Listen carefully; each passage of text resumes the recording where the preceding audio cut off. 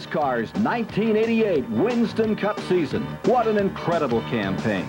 A year of exciting firsts and heart-wrenching lasts. Truly a year that provided more memorable moments than any other in NASCAR's history.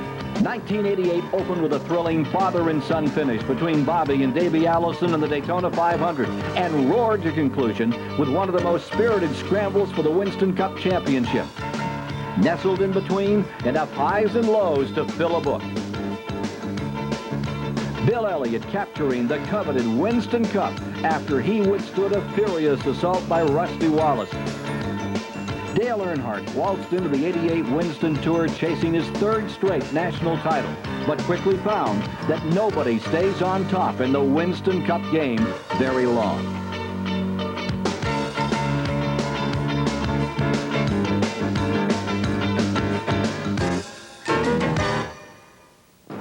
Elliott, Wallace, Earnhardt won more than half the races on the circuit, and their impressive triumphs came in a year that made parity a byword in Major League stock car racing. Drivers and crews were constantly searching for secrets, any advantage they could get over their competition. When the final flag flew, a record 14 different drivers had rolled into the winner's circle, and another dozen had collected 1988 Busch Pole Position awards. What a year it was. The first chapter of the '88 NASCAR Winston Cup Series began with the traditional season opener, Speed Weeks, Daytona, the prestigious Daytona 500. The twin 125-mile qualifying races on Thursday of Speed Weeks are the first real test under competition for the NASCAR teams. New crews, new cars with advanced aerodynamics, restrictor plates making every year at Daytona a new learning experience. And this can also prove to be a driver's nightmare.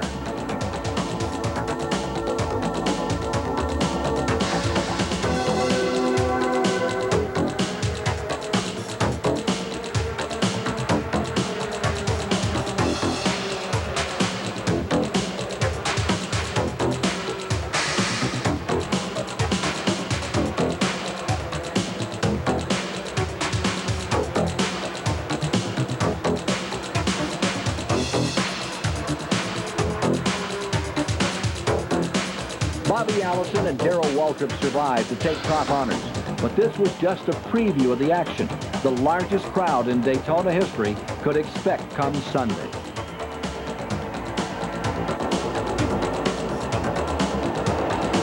When the starter's flag fell to kick off the richest event in the sport, it was all-out warfare as 42 of the greatest stock car drivers in the world were underway in the 30th annual running of the Daytona 500, the great American race.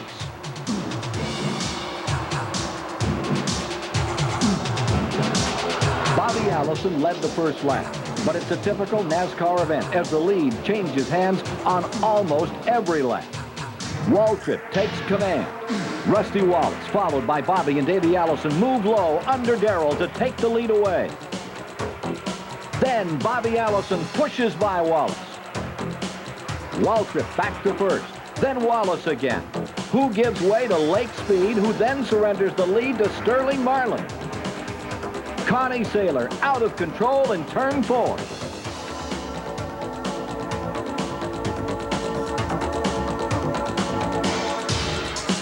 Drafting once again proved to be the key over the high bank 2.5-mile tri-oval. As the 500-miler began to unfold, it was obvious that some drivers had yet to solve new mysteries of slicing through the wind in multi-car freight train packs. Yarborough loses it.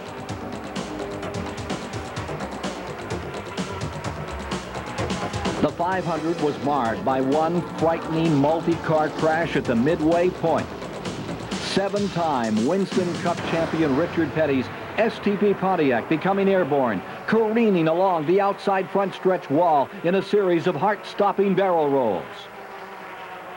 It was an awesome and dramatic testimony to NASCAR's strict rules and safety regulations.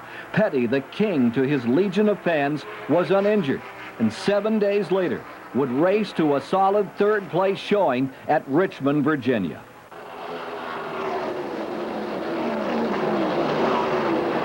Back Back under green, it's close order drill as drivers dart and dodge for position. In this high-speed chaos, drivers are able to communicate with each other, but instead of using a horn or turn signal, they'll use a bumper or a fender. Those cars are pretty well on the ragged edge when we run them like that. And if we're coming up on traffic, guy in the front, he'll wave his hand, motion there's traffic up. If we're going to go to the left, pass the guy, pull around, signaling back and forth all the time. There's a lot of things out there, instead of just passing somebody, come up beside them, just kind of clink into the side of them and go on, That stuff goes on all day long. If a guy kind of cuts you short, you'll just kind of bump him real hard in the rear. A lot of that's seen by the fans and by TV, but there's a lot of it that goes along that nobody sees. There's not a whole lot of light moments out there. With the final chapter of the Daytona 500 about to be written, Harry Gant brings his car to its final resting place on the back chute, another casualty of the war on the banks. As the laps wound down at Daytona, it was clear that veteran Bobby Allison, the popular leader of the Alabama gang, was in control. And the cheering throng throbbed with anticipation because it was 27-year-old Davey Allison challenging his father to the finish line.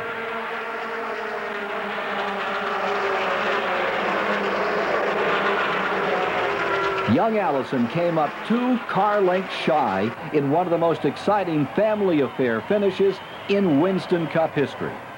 The '88 season was officially underway. The tour headed north for the old Richmond Fairgrounds Raceway in Virginia. Its final run, the beginning of the end of this cantankerous half-mile short track. There was a whole new layout on the planning board, and the new track was scheduled to be completed by the next Winston Cup race there in September.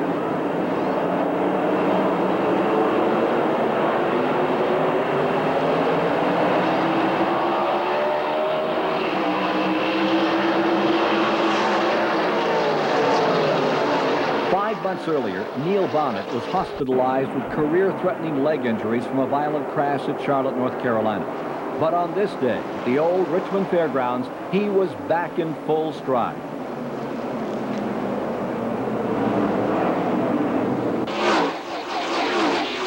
At one point during the grueling 400-lapper, he almost crashed in the second turn.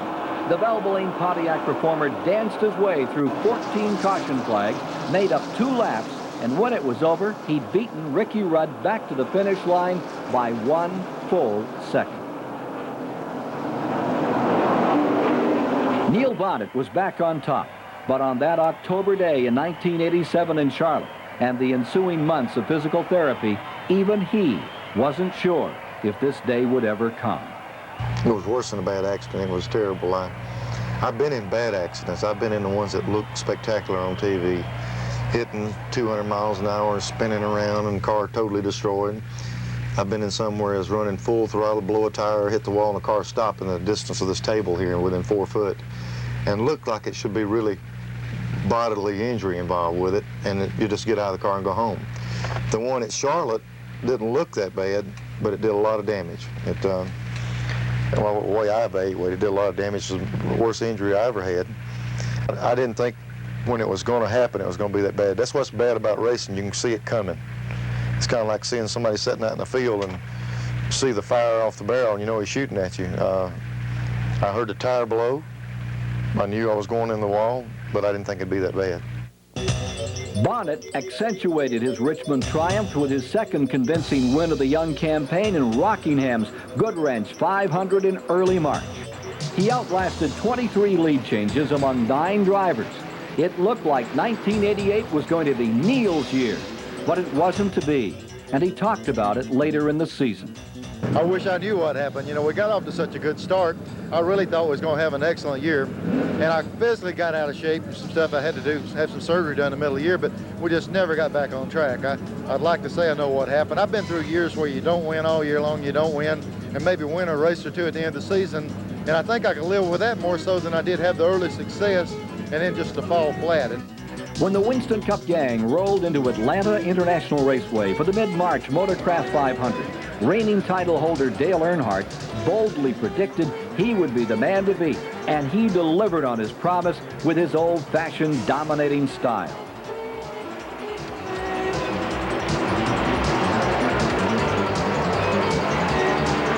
Jeff Bodine in car 5 started on the pole with Earnhardt alongside. Bodine pulled out to lead the first lap, but by the second, Earnhardt established himself as the man to beat when he moved to the front of the pack. Excellent stops by his record-breaking pit crew served him well as Earnhardt kept the pressure on competitors by making 4 tire changes on every pit stop.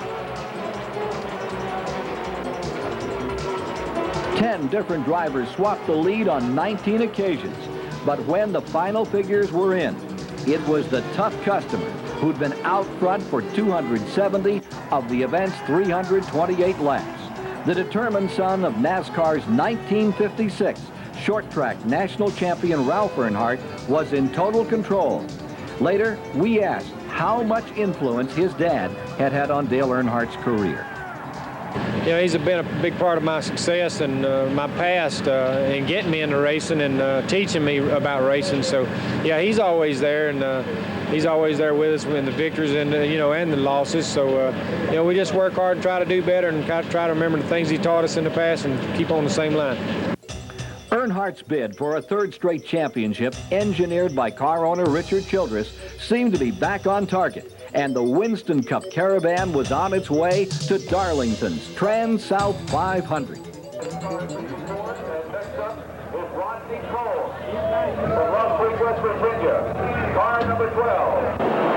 The number 25 Chevrolet, driven by Ken Schrader, was on the pole, and when the green flag dropped on the 41-car field, Schrader flexed his muscle and moved into the lead. But there was a raft of superstars gnawing away at his rear bumper, trying to grind down the Folger coffee machine. It didn't take long for Darlington to claim its first victim. Kyle Petty exploding an engine, oil spewing down the front straightaway, turning the place into a high-speed skating rink. A mangled mass of machinery came to a halt in turn 1. And Kyle Petty's misfortune suddenly became a family affair. His father, Richard's STP Pontiac, came to rest against the wall. We talked to Richard about Kyle and this new Petty generation. Well, the only thing we could do was just run him away from home, and what he's accomplished from there has been on his own. We keep trying to tell him he's do this or do that, but for some reason, once he got away from home, he sort of got a mind of his own. And I'll let my hair get about 4 inches longer. Yeah. Maybe get me an earring, maybe a bone through my nose or something. Maybe go to Africa and study some religion or something and come back and maybe drive barefoot. You know how those guys walk on coals and stuff like that, and maybe I'll try that. The deal with him, when we go out and stuff like that, and when he's behaved, I tell everybody he's my brother. You know what I mean? I said, you want to meet my older brother, Kyle Petty here, but sometimes I don't even claim to be his brother. I tell you, the ultimate goal for me right now is to be the first man to win the Daytona 500 with pigtails.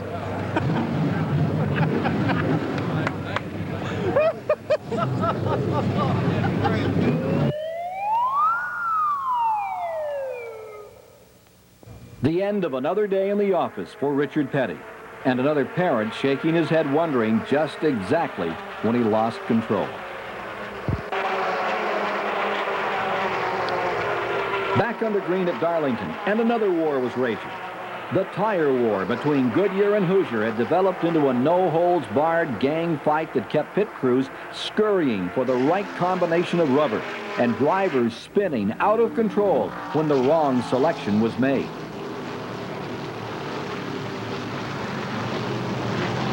Darlington was beginning to look like a very expensive junkyard. 2 more cars made a quick exit. But it was Lake Speed's day. Everything was going his way. Pit stops were flawless as his crew performed to perfection. Second-place finisher Alan Kowicki was also in at the same time. When cars are running within hundredths of a second on the racetrack, pit stops become crucial.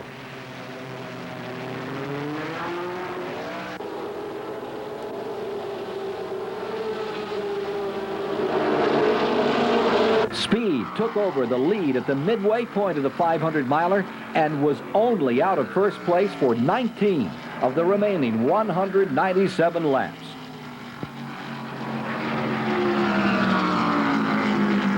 It was the first Winston Cup victory for the former world go-kart champion from Mississippi, who now owns and operates his own team in a shop near the Charlotte Motor Speedway. The season's in full swing, and the grind of 29 races steps up a notch. Back-to-back short track battles on 3 consecutive weekends at Bristol, North Wilkesboro, and Martinsville have the crews scrambling.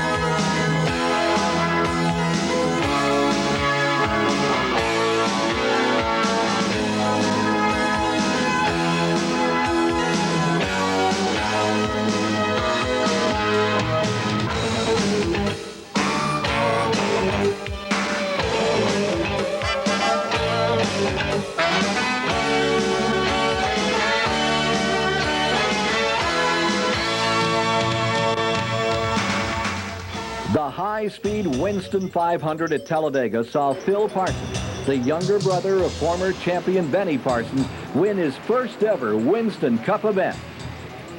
Later, the two brothers had a chance to talk about the sport and their careers. I've got one question I wanted to You've got a son, my nephew, starting to race. Are you going to be anywhere as hard on him as you were on me? Man, hard on you. I never said a word to you. You know what? You went out there and run over everybody there was, and I just said I didn't say a word. Now, what do you mean? That's a lie. That is absolutely a lie. Just like our father is how he was. You know, that is a problem. I mean, it really is a problem that I go to the races with my son and with you, and I see all of what I think is a mistake. And I said, why did you do that? Well, you know, what an idiot deal. But again, I got to think back when I was starting this deal, and I was just as stupid, probably even more stupid. But, you know, now since the shoe's on the other foot, it's a tough deal. It's hard to watch and say it in a normal tone of voice. You know, if I could say it in a normal tone of voice, it'd be okay. But I have a habit of raising my voice for some reason, right? I mean, you agree with that? Absolutely. I don't know what it is. Most of the month of May belongs to Charlotte Motor Speedway, one of the finest motorsports facilities in the world. The action hit high gear with the Winston, a 3-stage event for winners only. Davey Allison captured the first 75-lap leg. Following an intermission, Bill Elliott came back to win the second leg, which was only 50 laps. The final stage, a 10-lap sprint. Terry Labonte in the Junior Johnson-prepared Chevrolet moved up from his 6th starting position to take over second in just 1 lap. He didn't stop his charge until he claimed the #1 spot. Earlier in the week, Junior commented that he felt Terry Labonte had to be more aggressive, and when Junior spoke, Terry listened. Labonte never relinquished the lead as he beat Sterling Marlin across the stripe by a mere 967 one-thousandths of a second. Labonte claimed $200,000 for the day's work and set the stage for the longest race of the season, the Coca-Cola 600, won by Darrell Walken as he held off a furious challenge by Rusty Wallace. Everything about the June race at Riverside was smothered in stock car racing history. For starters, it was the final event over the famed 9-turn circuit that rested near the Southern California desert. Urban sprawl from the greater Los Angeles metropolitan area claimed the space where many memorable duels had unfolded over the years. Office complexes, shopping malls, condominiums now rest where Dan Gurney, A.J. Foyt, Parnelli Jones, Mark Donahue, Bobby Allison, Ray Elder, David Pearson, Cale Yarborough, and Richard Petty once made racing history. When the curtain finally went down at that demanding old layout, it was a talented, talkative, brash young competitor from Missouri who'd written the last chapter in the Riverside Book of Memories. Rusty Wallace, without question, one of the season's hottest new stars, had clobbered his competition in dominating style. The victory was the first of 6 in the season for Wallace and Barry Dotson, his highly regarded young crew chief. And it was a win that marked the first time in his career that Wallace had left a victory celebration with the lead in the Winston Cup point standings. The curtain had fallen on Riverside, but it was just going up on one of the hottest fights ever for the Winston Cup, and it would be a battle that included the hard-charging Wallace. The crew, I've got us an excellent crew, and I've learned a lot. We had a good car to work with, and man, I'll tell you, it's just, I had a driving style that got built inside me that just was, when I started the race, I drove all 500 miles like it was the last lap. It's fun to drive like that. It was really enjoyable to drive like that, and I think that's what really got me a lot of success this year.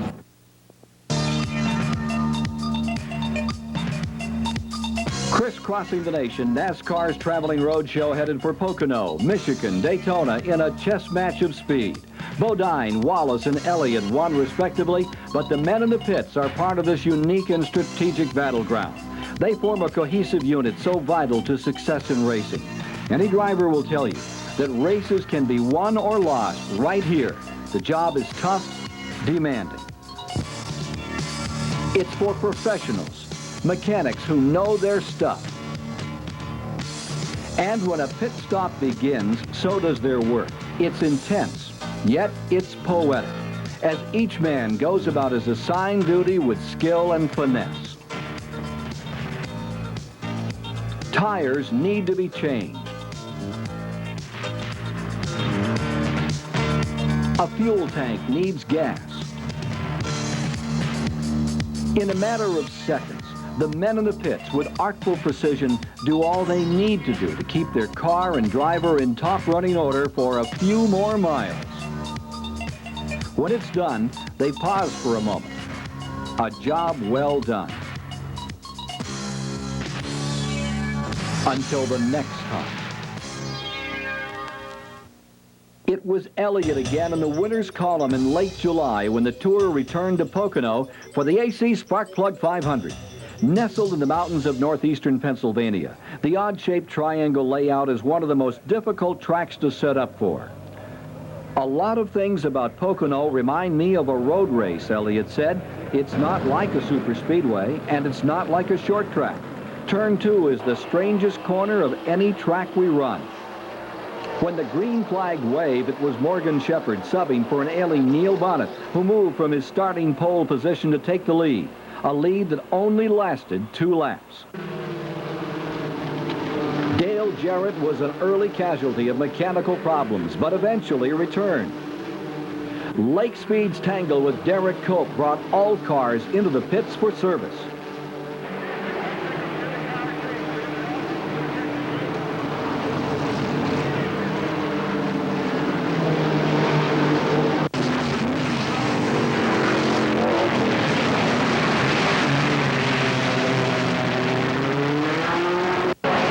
Costly day for Wallace. A lengthy stay in the garage area to fix a damaged transmission saw him drop 94 Winston Cup points to Elliott in that title chase that was to be eventually decided 4 months later by only 24 points. Shepherd was running strong early in the race, but a cut tire sent him to the pits and ended any hopes he had for victory. When it was all over, Elliott streaked down the front straightaway 8 seconds ahead of his nearest competitor. Elliott led 122 of the 200 laps and pocketed $53,000 for his day's effort. And he was able to narrow in his sights on point leader Rusty Wallace.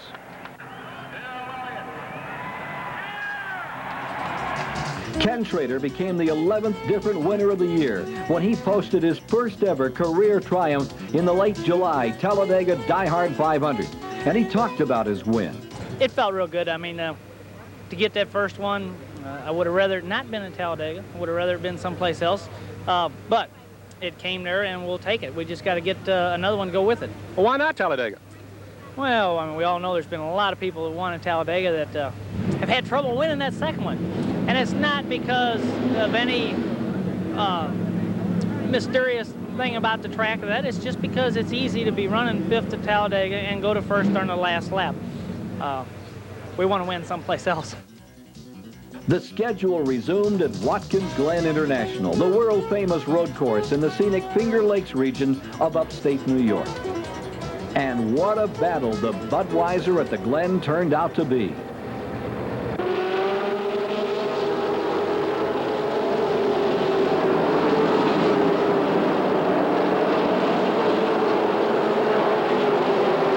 Woodine grabbed the pole and was in control for the early going before an enthusiastic sellout crowd. A different degree of competitive fire seems to burn when the Winston Cup regulars go to war on a road racing layout. It's an exciting break from their normal Sunday afternoons of constant left-hand turns, and they attack the tricky, twisting Watkins Glen course with gusto.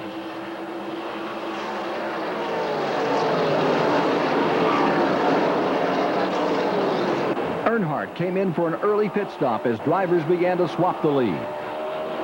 The number 11 Chevrolet of Terry Labonte, Rusty Wallace, who gave way to Elliott, who surrendered the lead to Waltrip. But this was to be the day of another first. Ricky Rudd fought his way back from the rear of the field to take the lead, but there was a persistent nemesis on the horizon, a hard-driving Rusty Wallace. The final lap proved to be one of the most exciting of the season. Rudd used every inch of racetrack he could grab to hold off a determined Wallace. And as the two roared through the final turn, 8 tires were smoking, the sparks were flying. It was Rudd who grabbed the checkered flag. This was Rudd's first ever win for car owner Kenny Bernstein, and it didn't come easy.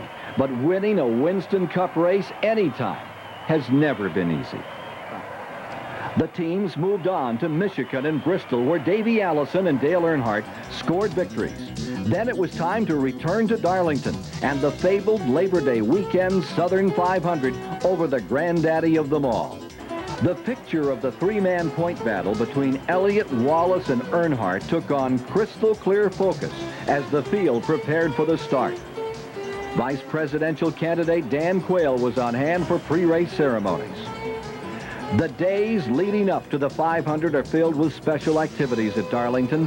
One such event, the induction of Darrell Derringer into the Darlington Hall of Fame. Darrell worked with Goodyear Tire and Rubber Company and was instrumental in the development of the safety liner, a tire within a tire. He would literally run over pieces of steel embedded in the racing service. Many a car was destroyed, but today, the inner liner has saved millions of dollars in racing machinery and an untold number of injuries to the drivers themselves. Darrell Derringer, the newest member of the National Motorsports Press Association Hall of Fame. But on race day, the festivities were over. All eyes were on the starter stand as the green flag waved. Right from the start, this demanding 500-miler continued to tease the determination of the 3 men chasing the coveted Winston Cup crown. Elliott took the lead with Earnhardt in hot pursuit.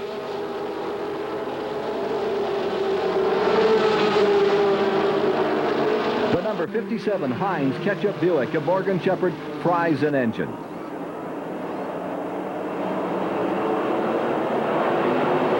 On the restart, again it was Elliott in command, a lead he held for the first 107 laps.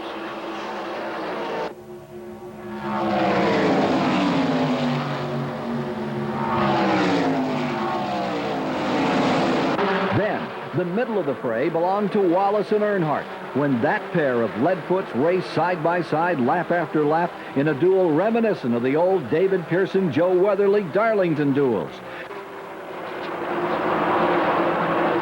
They both just squeezed by a spinner in turn 3. Then it was Richard Petty in turn 2.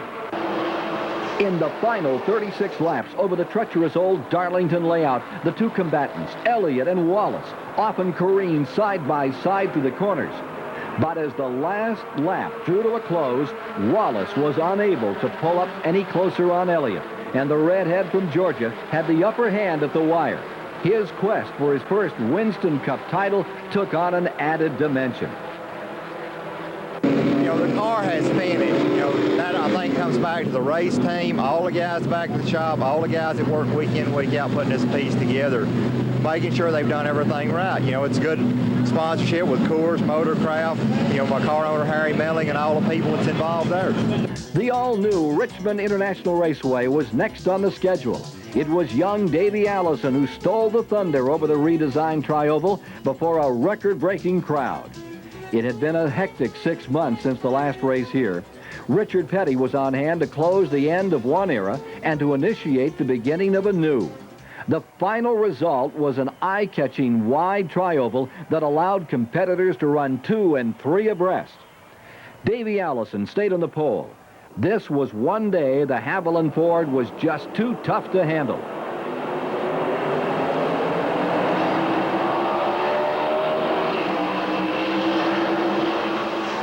Strong challenges came from Earnhardt and Ricky Rudd. But when the white flag came out, it was Allison, Davey Allison, securely in the lead.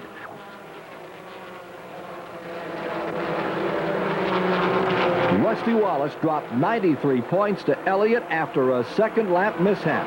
But for Davey Allison, this was his race, his day in victory lane. Dover, Delaware was the next port of call. Elliott emphasized his title hopes with a win in this 500-miler. It was Mark Martin on the pole with Alan Kowicki alongside when the green flag was given.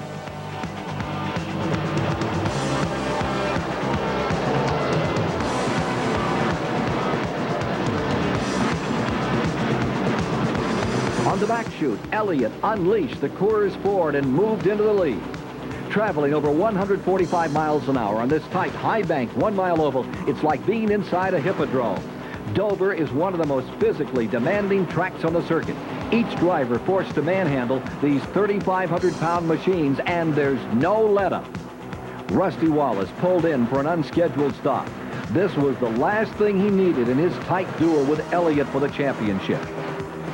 The saga of the tire war reared up and bit Mark Martin and Kenny Schrader. Another one out. Petty smacks the wall. Bodine retires. The number 96, Dana Patton. And as if getting around Dover isn't hard enough, Waltrip's hood added to the problem.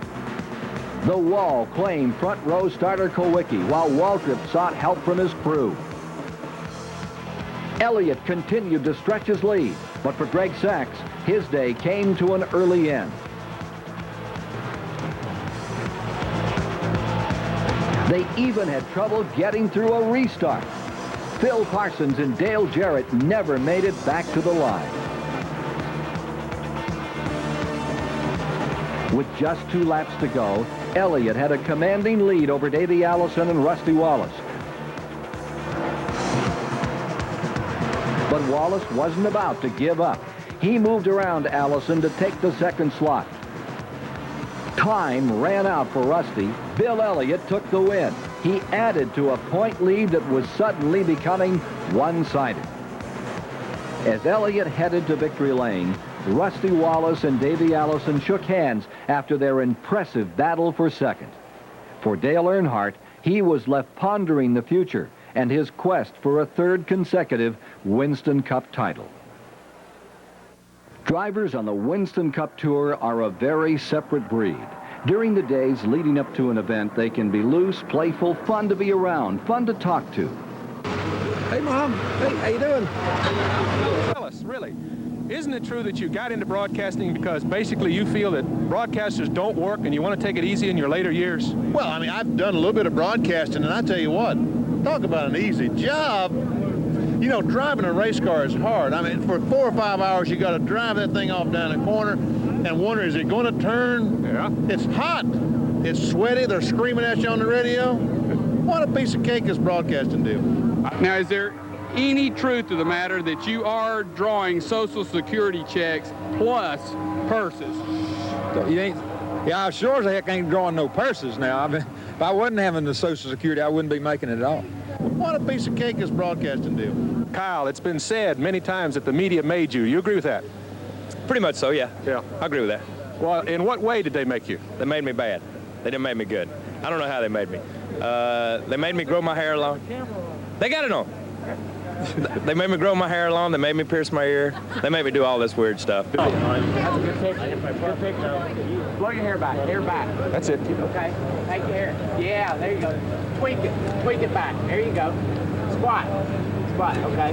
Good. Good. That's it. That's the look I'm looking for. Take it away, Benny. Let's see how you can really do it. Okay, looking right at the camera and everything. Right at the camera. Okay. Now, what am I going to say? All right, I can do that. Michael Waltrip here. Winston, quit doing it. And now, what was I going to say? And the winner gets a championship belt and dinner with Andre the Giant. Be there!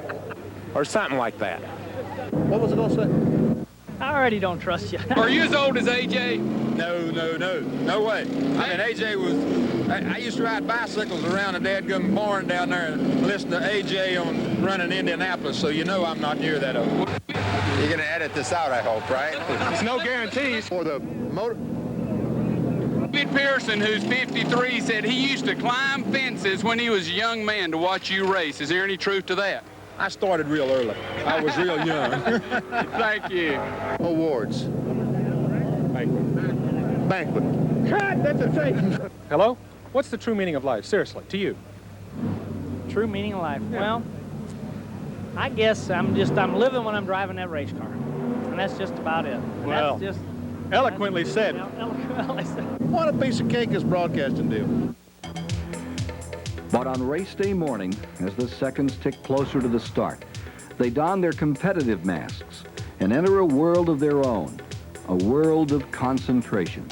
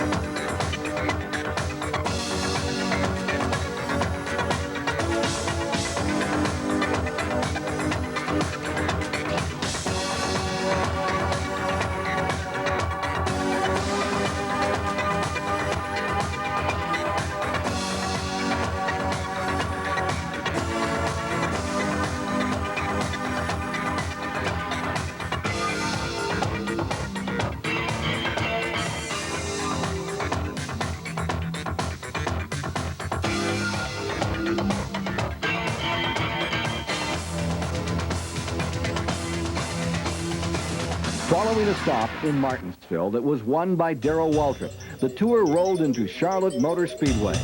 Wallace boldly predicted he'd win all 5 remaining races. He'd cocked the trigger on what was to become one of the most determined last-minute runs at the Winston Cup in NASCAR history.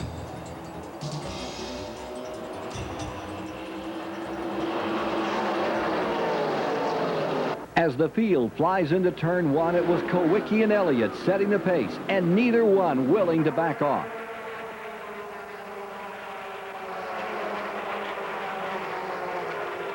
Entering the 4th turn, Rusty decided to join the fray, and they were running 3 abreast out of 4, with Elliott grabbing the top spot. And the race wore on. Richard Petty in turn 2.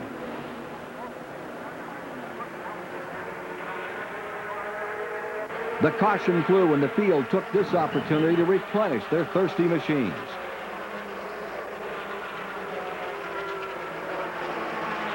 Petty limped back to the garage. 1988 was not a season Richard wanted to remember. Well, my racing season started at Daytona in February, and I started upside down, and I ain't got it on the wheels all year long, so that's the kind of season I've had. Dale Earnhardt assumed the command.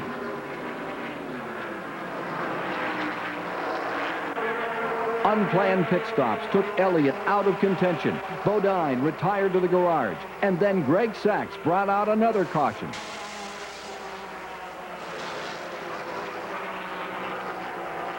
Kulwicki cut a tire down at the same time and became still another casualty. Wallace was in the pits with a puzzling mechanical gremlin that cost him a lap. The sputtering engine was to haunt him throughout the day. As the cars came down for the restart, it was all-out chaos as Earnhardt, Marcus, Parsons, and Allison were involved in a grinding crash. This proved to be a devastating blow to any hopes Earnhardt may have held for a repeat Winston Cup crown.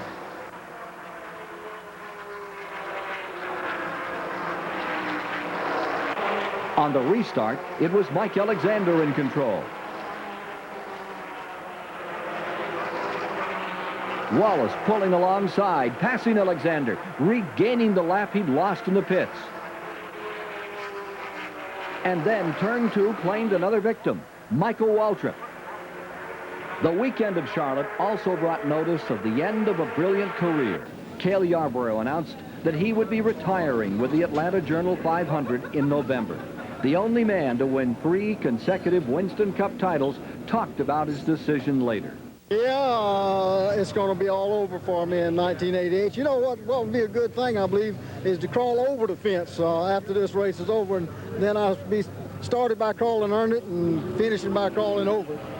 But seriously, it's been a good life for me. I could think of no other way that I could have made a living or had any other career that I would have enjoyed more than the world of auto racing, and especially Winston Cup auto racing. It's just been something that's been absolutely great, and I'm just thankful to have been a part of it.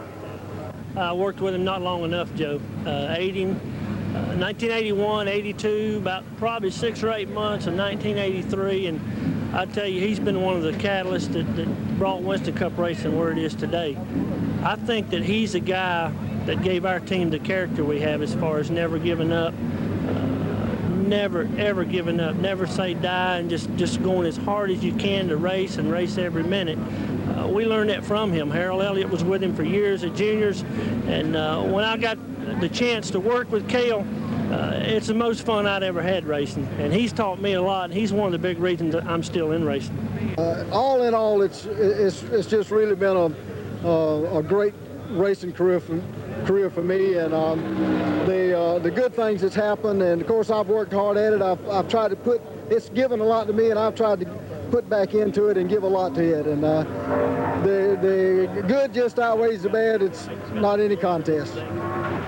With the laps winding down, Wallace, who'd been carving away at the competition, finally moves by Brett Bodine to take the lead. But Darrell Waltrip was right on his tail. Waltrip, who won here in May, seemed to have a handle on this tricky 1.5-mile oval, and he wasn't going to let Wallace out of his sights. Lap after lap they battled.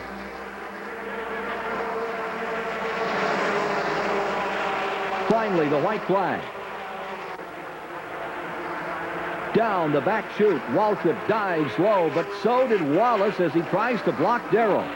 Through turns 3 and 4, Wallace on the outer edge of control, and try as he might, Waltrip could not get by. As they entered the front chute, it was Rusty Wallace taking the checkered flag with Waltrip attached to his rear bumper. This victory sliced 15 more points off Elliott's lead, but he was still fairly secure, a 109-point advantage. That lead was to be cut to 89 after Rusty registered his second consecutive victory in the rain-delayed Holly Farms 400 at North Wilkesboro. The shootout continued at the AC Delco 500 at the North Carolina Motor Speedway, nestled in the scenic Eastern Carolina hills. A jam-packed crowd on hand to watch Mr. October, Rusty Wallace, continue his rampage.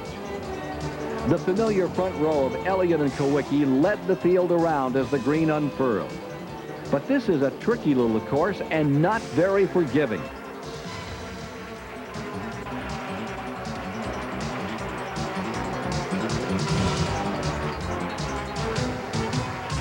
Pit stops are crucial on this little bigger than a mile oval. One miscue and your team is a lap down. With air wrenches whirring, tires flying, jacks dropping, and gas cans dumping their load, the pits were a scene of chaotic cohesiveness as crews worked in unison.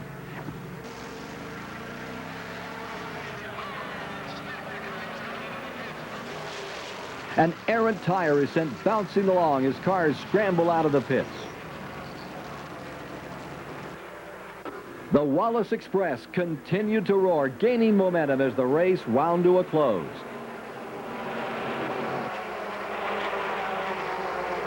The fast-talking Missouri native was delivering on his promise as he entered the winner's circle with his third consecutive victory. But Bill Elliott's fourth-place finish kept him solidly on top in the Winston Cup standings, 79 points ahead, and it was becoming more apparent that he had no plans to abdicate.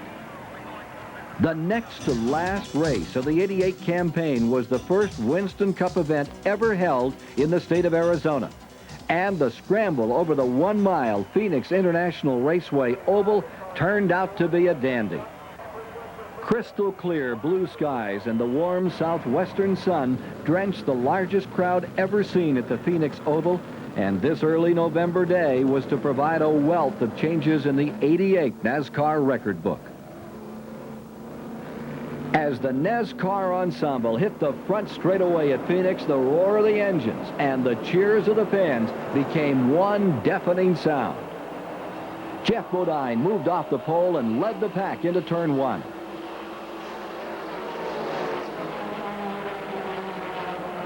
Down the back chute into turn 3, the yellow number 5 was in control, and down the front straight, Jeff Bodine led the first lap of NASCAR competition in the Grand Canyon State.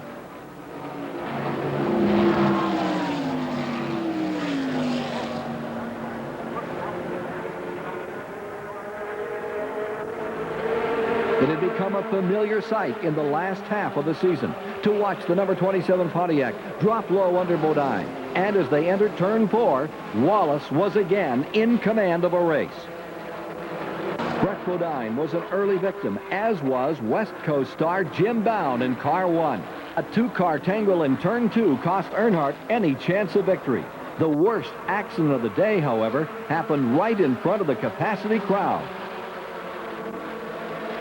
A 6-car tangle involving Rick Wilson, Mark Martin, Johnny Rutherford, Mike Waltrip, Bill Schmidt, and Greg Sachs.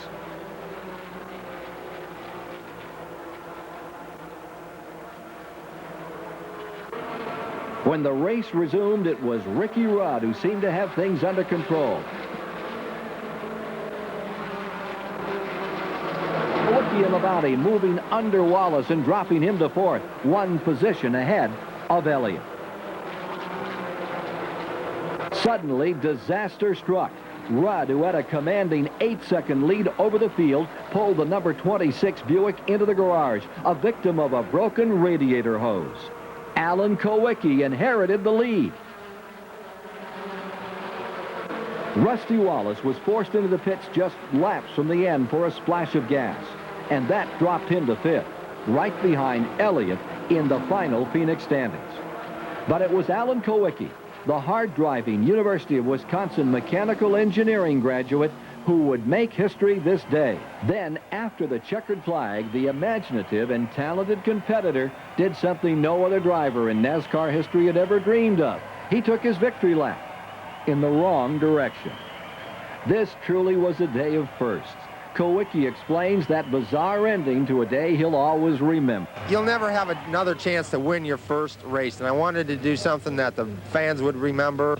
You know, everybody stands on their car and everybody sprays champagne. I wanted to do something different, and that's what I thought of, and I'm really glad I did it. You know, I don't think you'll ever see another one because I don't think NASCAR will ever let anyone do that again. The final race of the '88 season, the Atlanta Journal 500. Wallace trailing Elliott by 79 points. He knew that Elliott would have to break in order for him to win, but the driver from the Show Me State was not about to quit. He qualified quickest, started next to Dale Earnhardt. No one was about to concede this race to Wallace, especially the man alongside. When the green flag fell, Earnhardt served notice that the Good Ranch Chevy was still a force to be reckoned with.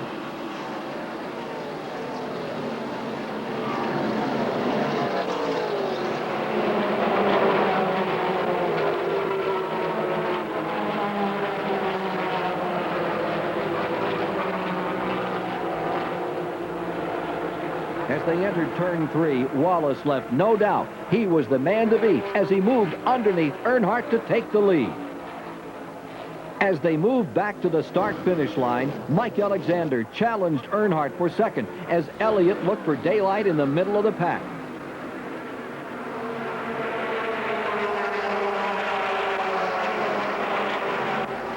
Dale Jarrett careened into the wall in turn 2.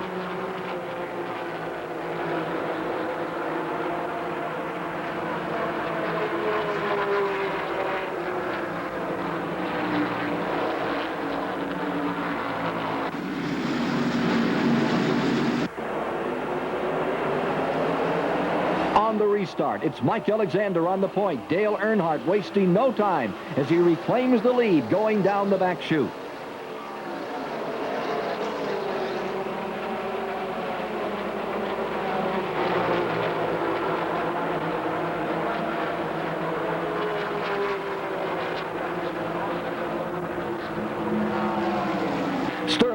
Moved under Wallace to take third, and Ricky Rudd followed.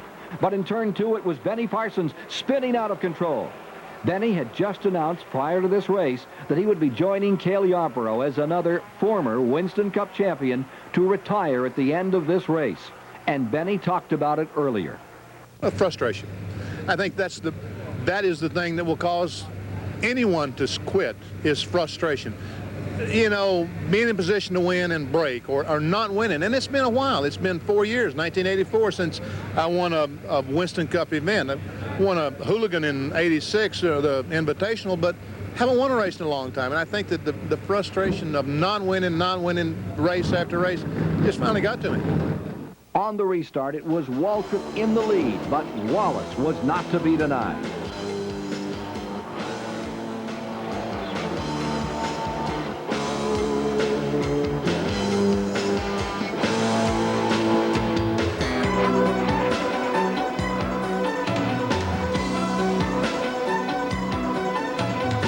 Down the back straight, he dropped low and moved under the Tide machine.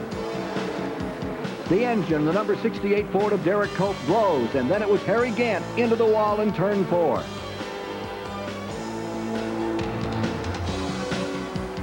Earnhardt was forced into the pits for an unscheduled stop, while Alan Kowicki, the Phoenix winner, retired the hard way.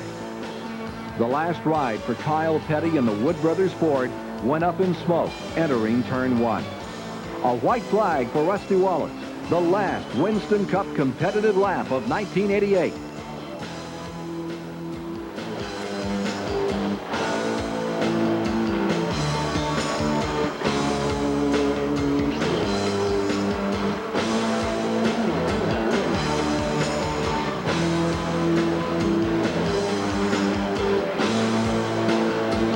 Smoothly, Wallace negotiates the final turns and heads in to win the Atlanta Journal 500. But Bill Elliott did exactly what he had to do to clinch the title by posting a solid, conservative 11th place finish and close the book on NASCAR's 1988 season by winning the Winston Cup Championship. Well, 1988, I think, has brought a lot to this race team. And we've had our ups and downs this year and had a lot of things go wrong and had a lot of good races.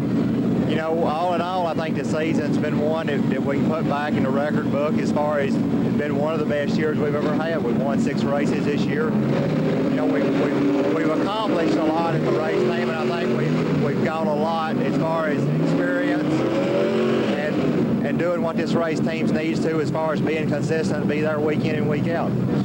The season's over now, and you can tell us. If you saw Bill Elliott on the desert, would you give him a drink of water? Hell no. He don't need any water. He's got too much money. He can eat the paper. I think that would work. You know, a man with that kind of money shouldn't be out in the desert without any water anyway. Yeah, I mean, that's what he gets for his humor. I mean, he's not humorous enough. We got to get him up, get him excited, get him talking to people instead of get him out of that hole, you know? What do you think would do that? Probably blow the roof off his shop. That's for one. He collects himself in that too much.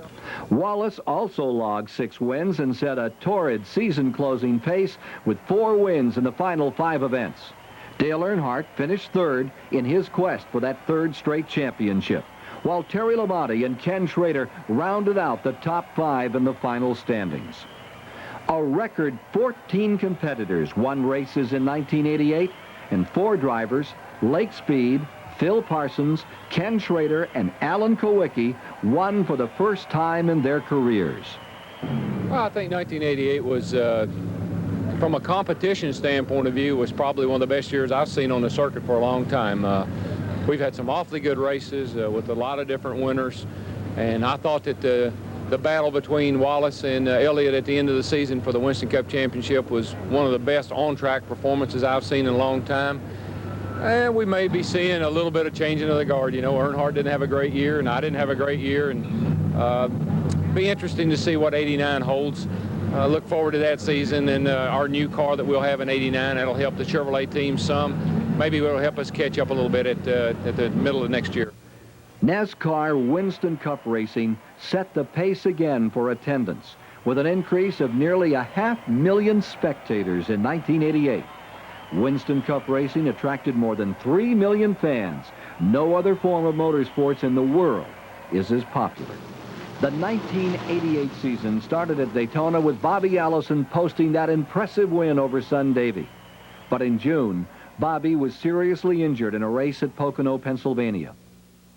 In December, at the NASCAR Awards banquet at the Waldorf Astoria in New York, Bobby Allison was presented with the prestigious NASCAR Award of Excellence for his contribution to the sport of Winston Cup racing.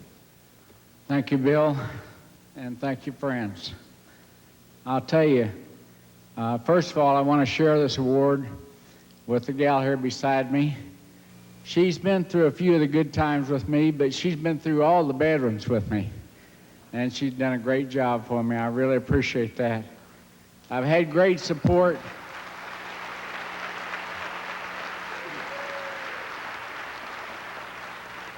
I've had great support from a lot of people, and I do want to say that I appreciate that. There's nothing like NASCAR racing, and I want it to continue to be just as great as it always was, and I want to congratulate Bill Elliott and the whole Elliott crew, all the family and the crew members too. They did a great job. So let's have a great time. Thank you.